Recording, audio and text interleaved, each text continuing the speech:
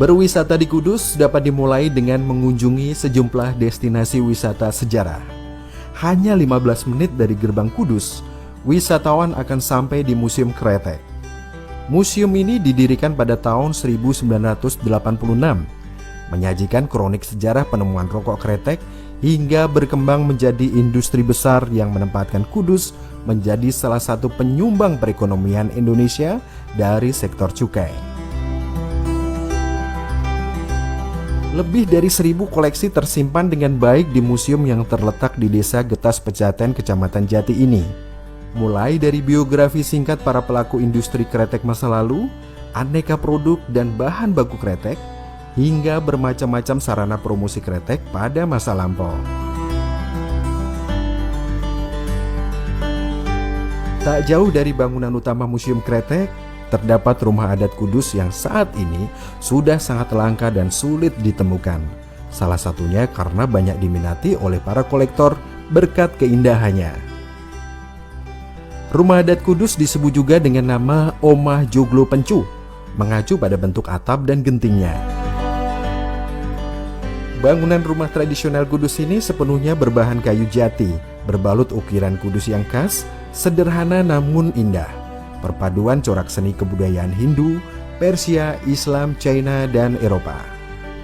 Diperkirakan rumah adat Kudus ini pertama kali dibuat pada tahun 1500-an Masehi.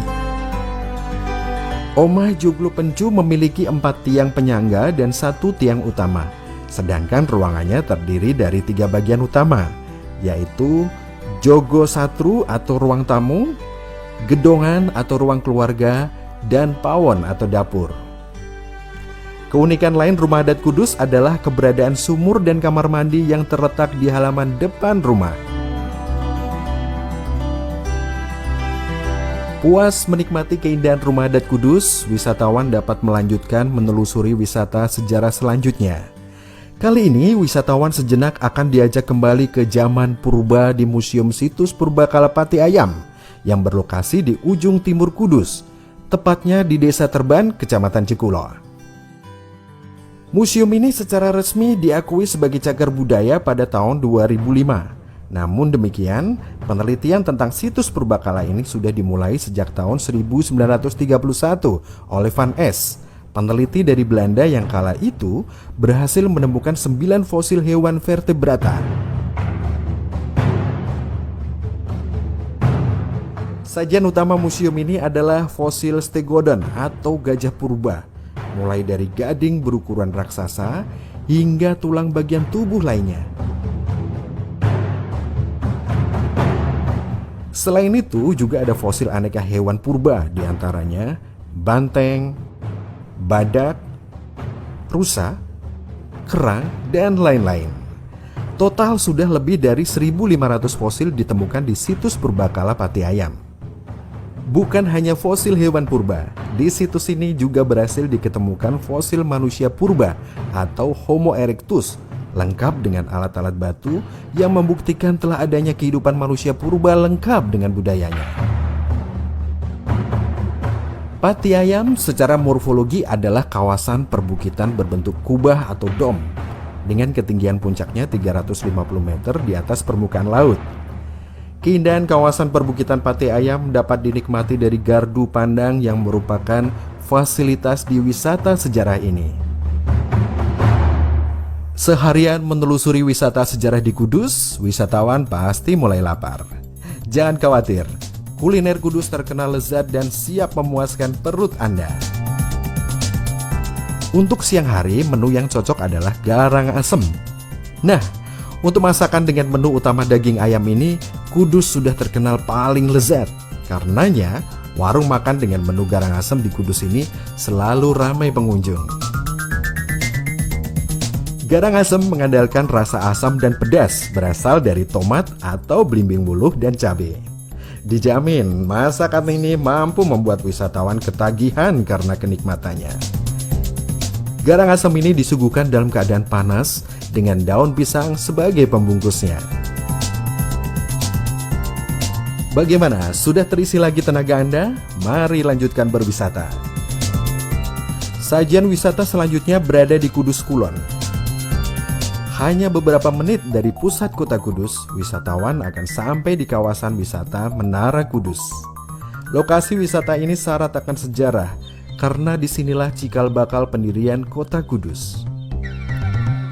Sejarah pendirian Kudus tertulis dalam sebuah prasasti yang terbuat dari batu dan saat ini tertempel di atas pengimaman Masjid Al-Aqsa Menara Kudus. Batu prasasti berukuran lebar 30 cm dan panjang 46 cm ini memuat penjelasan bahwa masjid dan kota Kudus didirikan oleh Syekh Ja'far Shadiq pada tanggal 19 Rajab tahun 956 Hijriah. Masjid Al-Aqsa Menara Kudus memiliki desain arsitektur yang indah, terutama keberadaan lawang kembar atau dua pintu gerbang kembar berbentuk gapura paduraksan dari susunan batu bata, sebagaimana lazim terdapat di kerajaan-kerajaan kuno di Nusantara. Pada lawang kembar terdapat ukiran bermotif sulur atau bunga yang menguatkan nilai seni bangunan ini. Keunikan Masjid Al-Aqsa Menara Kudus juga tampak di tempat wudhunya dengan lubang pancuran berbentuk arca berjumlah 8 buah. Jumlah dan bentuk kepala arca ini dikaitkan dengan falsafah Buddha, Asta Sahika Marga, yang artinya 8 jalan keutamaan. Di sisi kanan depan masjid berdiri megah Menara Kudus. Menara setinggi 17 meter ini memiliki seni arsitektur bernilai tinggi.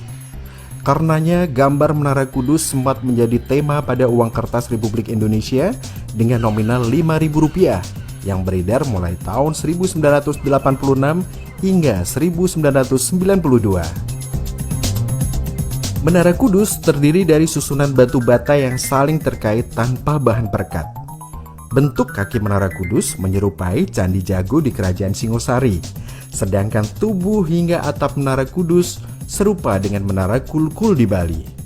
Hanya saja, bangunan Menara Kudus ini menghadap ke barat yang merupakan arah kiblat untuk sholat. Karena bangunan kuno ini sejak awal memang dipergunakan untuk mengumandangkan azan setiap waktu sholat dan mengumumkan hal-hal penting seperti dimulainya puasa Ramadan. Masih di kawasan wisata Menara Kudus, di belakang masjid terdapat makam Kanjeng Sunan Kudus yang sampai saat ini menjadi tujuan wisata utama para peziarah atau wisatawan religi.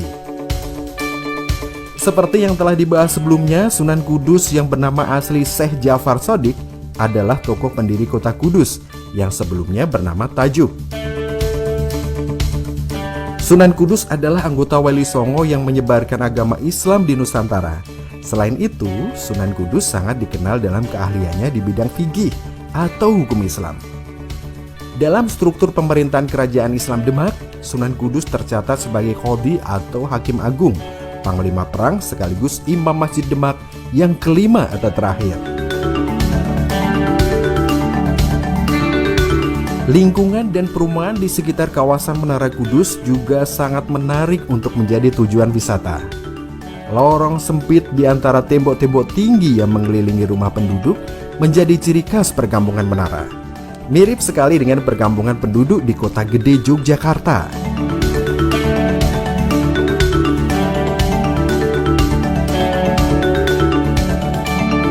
Keberadaan perkampungan Menara dengan rumah tradisional dengan tembok keliling tinggi menyeratkan dulunya perkampungan ini adalah bekas lingkungan utama pusat pemerintahan.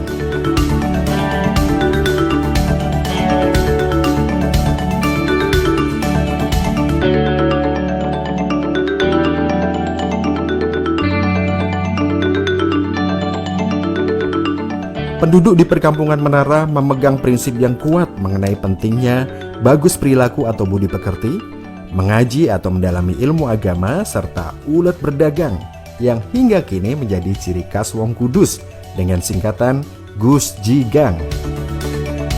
Selain ahli agama dan taat beribadah, penduduk Menara terkenal dengan jiwa berdagangnya, diantaranya dengan memproduksi dan menjual mukena dan baju berikut hiasan bordirnya yang digemari banyak wisatawan. Kudus juga terkenal dengan toleransi kehidupan beragamanya, terbukti dengan dipergunakannya arsitektur bercorak Hindu dan Buddha pada bangunan Menara. Selain itu, warga Kudus juga dianjurkan untuk menghindari menyembelih sapi sebagai penghormatan kepada penganut agama Hindu. Oleh karenanya, salah satu kuliner yang terkenal di Kudus adalah sop, soto, dan sate yang kesemuanya menggunakan daging kerbau.